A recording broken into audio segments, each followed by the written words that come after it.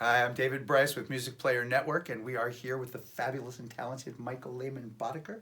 And we're going to follow him around this maze of gear and keyboards and music and see what collection of fun he's amassed over the years. This is new. I just picked this up at the NAMM show. It's a stand for six keyboards. I have 7 on there right now. Damn. And my Prophet 10 just went out, so I have this on the bottom. But the, gives me the ability to just take an X stand. So I can take the X stand and I can put it up here right by my rig, and I can throw whatever keyboard I need on it, whether it's the Key Station or the new Key Station, which I absolutely adore. This always my go-to, the Voyager. Used to be Mini Moog, but now the Voyager is just so close. It's really terrific for me. I use this Casio for tuning vocals all the time. I have to have something that has a whammy bar on it, right? And Rolling paddle. Yeah. For playing solos and stuff, I gotta have that these days. And then, if depending on if I'm doing a long-term film kind of project, I'll put the 88 up there right in front. And this guy, the reason that's here is because it fits right in front of my keyboard and stuff as well. So controllers are really then the thing that's prevalent in your studio more than anything else. I mean, only these two are really making sense. Well, there's a synth, and there's usually a synth here, the Prophet X. Then, the other stuff is in the box. Like on the piece that I just played for you, there's that little Oberheim, the wind noise is an Oberheim with a high pass filter resonant and going up. And then it was a Mini Moog. There's a high kind of Paul Beaverish line from Maxwell Silverhammer that was in the second half of the verse, right? And that was a Mini Moog in the box. Only because, and I tried a lot more synths on that particular song, but the Prophet X was out, so I didn't have that kind of rich timbre, and I ended up just throwing a day's worth of work away because I didn't like the sound ultimately. But I kept those 2 elements, the rising wind and the little thumb line. But this I end up, even for mocking up parts. Casio. It's the MZX300 speakers in here. Plug it in, it automatically comes up as an instrument, and it just works every day. Turn it on, go. Simple. So you're connecting the controllers to software synthesizers. You're not taking these to an external room with hardware or anything like that? No. That was the plan when I built the place. Sure. Was to do that. Sol 7's been around for how long? Well, Sol 7, I started in 1998, maybe even 1997, but then Caltrans took it, and we rebuilt this. They took us in 2004, and we did our first film again in 2011. It took that long.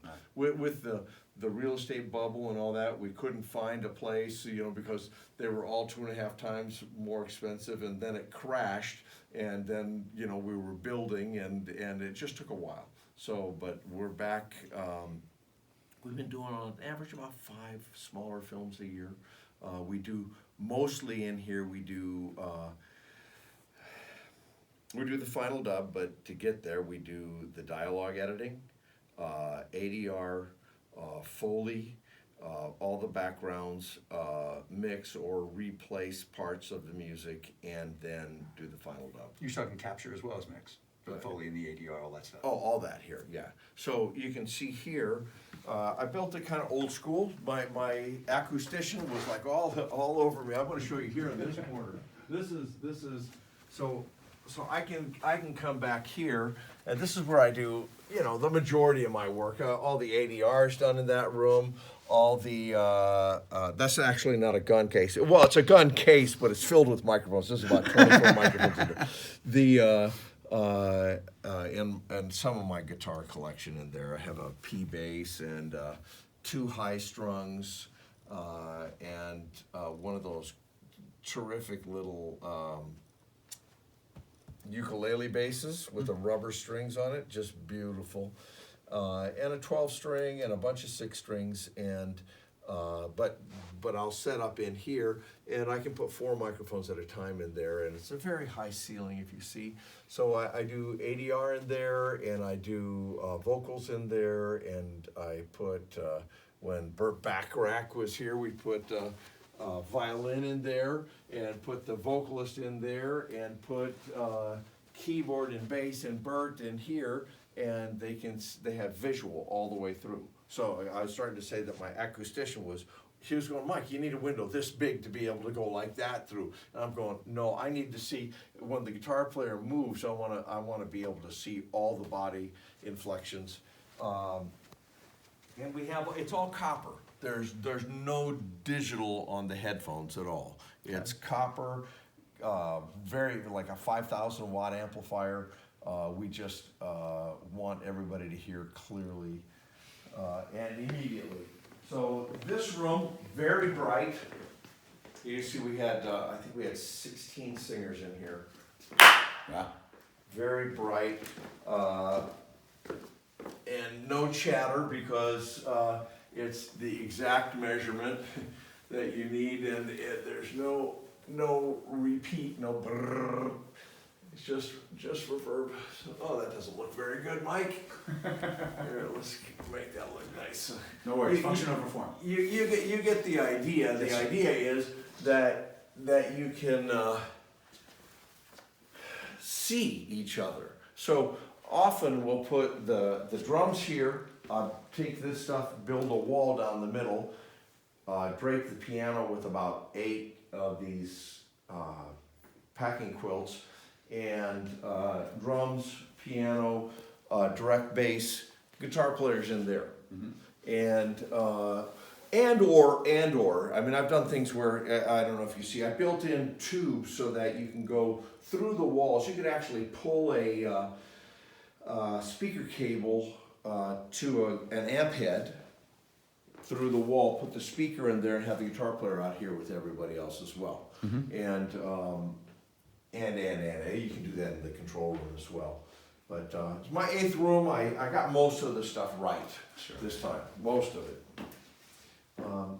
And the piano. I guess this may not be the only piano in the house. Oh no, it's not. But we had 3 at one time. I got rid of. I had a Steinway 9-foot and a Baldwin 9-foot. The Steinway, I miss the 9-footer, but it was 1918, and it was just time. It was time. This piano though. Is it C? C7, F, G, but it has that. It's gonna go on forever. It's beautiful. And then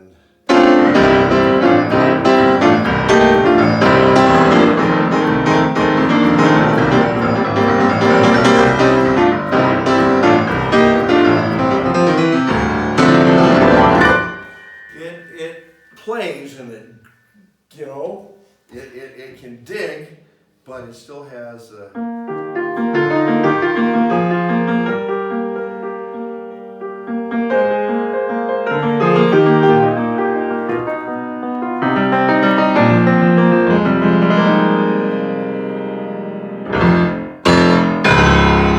James Horner did his last 2 films here. Piano was over there.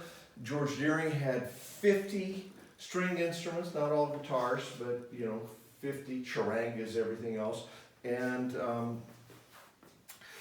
flute player, cellist from London had all of his 50 flutes here, and they just came in for a couple weeks and knocked it out. Simon Franklin was in the other room doing all the synth and Pro Tools work, and Simon Rhodes was in here, and all the directors would come in, and the reason it's modular is because I like to be able to, instead of having 2 rows of theater seats, I can pull this, put it up there, put a keyboard rig and a director's chair, and they can sit here and the two of them be on their own little mini stage. And it's all kind of flexible. If you see, none of this is, I used to have credenzas here with all the outboard gear, which we'll go up to upstairs when we go. Nobody ever uses that stuff anymore. You know, the input, that's where it's at for me. Almost no processing outside the box because people have to fly somewhere and work on it the next day. So basically, you're using the hardware to get the signal into the box, and then once it's in the box, plugins and stuff that's repeatable, transportable. Right. Understood. Not even reverbs. I know a lot of mix engineers who use the Burkastis and stuff, which are fantastic, right? Fantastic. Only thing I come out of the box for when I'm mixing. Love. Yeah. So but everything else has to be pretty much accessible in Italy one day, in England the next, and then in LA after that. So I think I've got a pretty good assortment of stuff with the, the B 476s are the 76. It's just got a Neumann plate on it. It's the same as the Sennheiser ones, right? The Telefunken, Sennheiser at that era, all built the same. It's the same thing. Original 1073s. Right when Brent Abel was starting, he hadn't even reworked this. Some of it's still sideways, and but so when he was starting out, this is original mid-70s. This is a fantastic unit. This the Branch by Tree Audio. I absolutely love it, and this is my mod where we put the output control on it, and since they saw me using your cloud, the variable impedance cloud lifter, they built one in. They built it in at the beginning. They also expanded this, but I love it. This has been modified. The 737 they come with. If you go on the site to buy replacement tubes, they have the compressor tube, and then they have all the other tubes. And so essentially I went to Aspen, when Aspen was still alive, and he's going, Mike, you don't have to give me $380 for all these tubes because, it's only 10% of the sound. And when I changed all the tubes to the best tube I could get, all of a sudden, all of the sideband modulation, all that inharmonic stuff that on the edges went away. And how I tell it is I take my 414s that are up at the top of the room now. Yeah, those are with C12 capsules. Those are I bought those in 1975. They're still gorgeous, and I put it in here and ran a bell tree on it, and it went. Prior to changing the tubes, I had all kinds of little crunchies on the edges, and then it went to being pristine, and I would have never gone back. I just whenever there's a higher quality tube that I can buy to put in anything, I'll do it.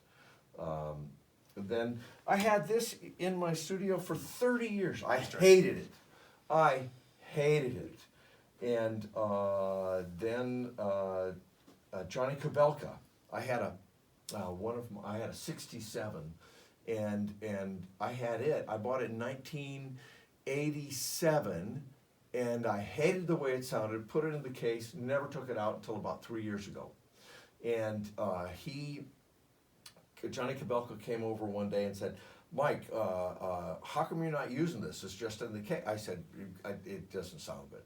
And he went, I bet you it's got a Soviet tube in it.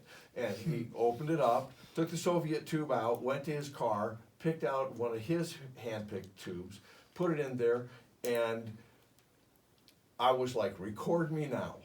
I sound great. right? It was just fantastic. And then he saw this and he said, so anyway, I had this completely recapped.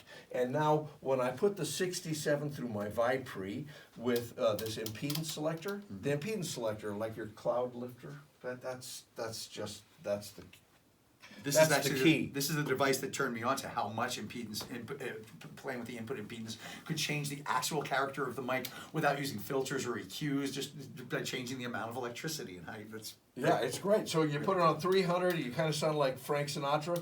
Put it on 600, you sound like the Beatles. At 1200, you sound like 80s records. And at 2400, you sound like today. And I always end up going back to 600. Because that's where I live. Doesn't it depend on what mic you put into it? Well, yeah, of course it does. But, you know, if I'm using... I went out and I bought a 47 just because I was so in love with this chain. And I wanted to get back to... You listen to the character of those records that were using 47s and 67s. Mm-hmm. Like when Simon Rhodes was here, he was going, Mike, I've got 60 or 70 of these microphones back in Abbey Road. And I'm going, oh, okay, great. I've got one that's pristine, and I love it. And so I put it into here, or I put my 47 FET from Cathedral Pipes, which I absolutely adore. It's just a fantastic mic.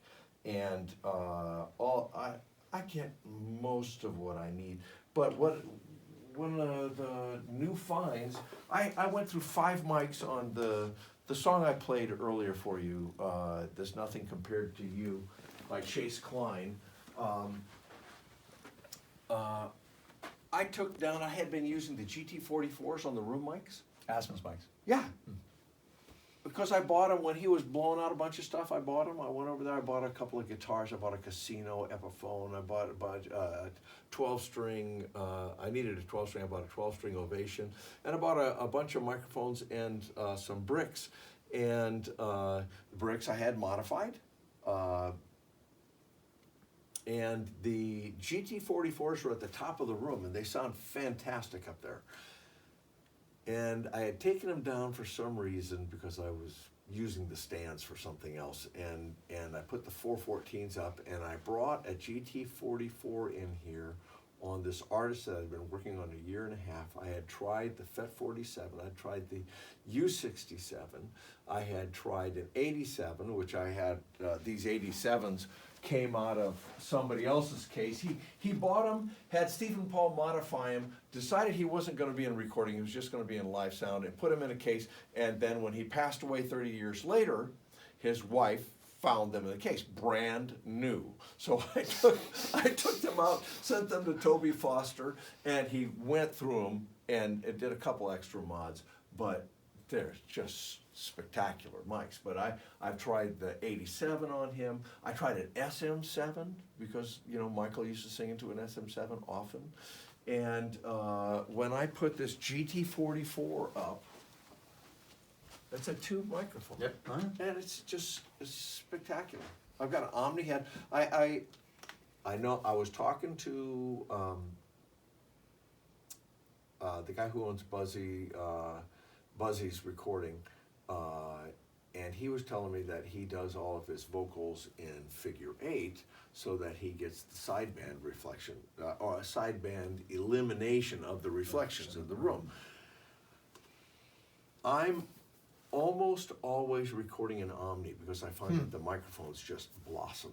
That's where they're meant to be. That's before they introduce any of this electronic elimination of whatever, you know, when you have the cardioid pattern, right? They're electronically getting that pattern to be like this instead of like this. So when I put it in Omni, all of a sudden everything opens up for me, and that's what I'm using these days. So, and then there's a whole lot of percussion stuff in there as well. Oh, C12 Dave Royer took my my AKG tube, and he completely gutted it and made it into a C12, and it sounds great. So for a lot of female artists, that's my go-to.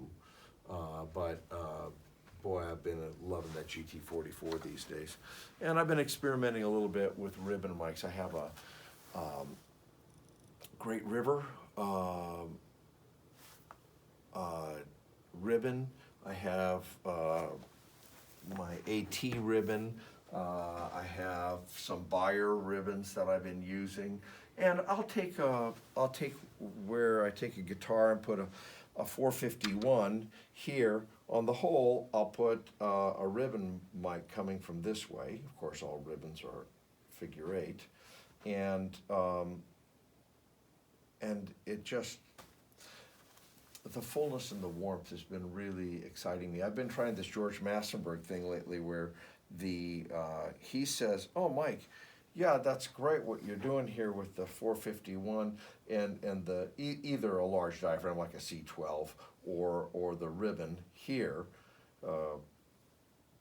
He then says, "Oh no, try this. Put the 451 here and the ribbon here so that when they strum, it goes left to right." And you know, I did on this record, I did a whole bunch of the overdubs like that. I still tend to like the sound of putting, and here's what I do. So to get the feel for the artist, I take I take 3 signals. I take like a 451 and a C12 or the ribbon, and then I take the bridge pickup, and I take it direct through a tube. Again, I take it through the brick, and it's a modified brick, and it sounds just great. It's great for taking what would be a very harsh piezo type pickup off the bridge. I take it, put it through the tube, and then I put it into this, which really has, you know, it has character. It really, the Neumann, again, the Telefunken Sennheiser, it's all the same thing, the V76, this is a 476B.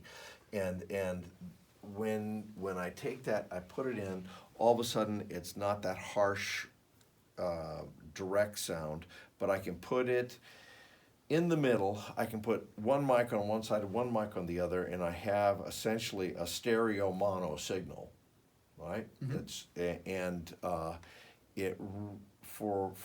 I can take then, and I can do a vocal and a guitar part.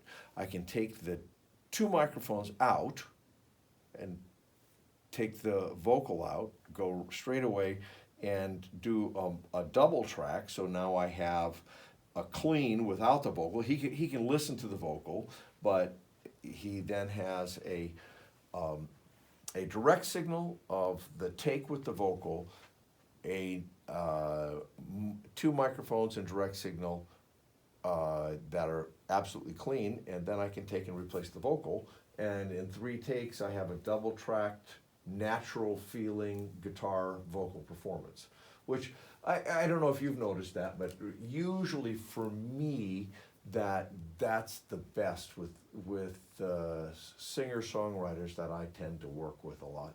They perform. So when you start going, okay, now just focus in on this element, just do the vocal or just do the guitar, what I need to do first is capture the entire performance, and then we can take and get those pristine, non-overlapping recordings of the individual elements. And I've been doing a lot of that. The last 3 years, we just released a record, Haley Bowers, a song that Haley and I wrote together in this room. Did the same thing, you know, she sang it live, she played guitar, had 3 things on the guitar, and it just, you know, the feeling is there. That's what I want. I'm these days, I'm not recording those kind of cut up electric kind of pristine, really over modulated. I'm into the smallest inflection in the artist's voice, and the nice little leading lines in the guitar part and stuff. Maybe the noise on the guitar, instead of trying to make it all eliminated, take and have it be good, like useful, like the old days, you know, where you actually needed some of the noise in there to make it feel like real instruments.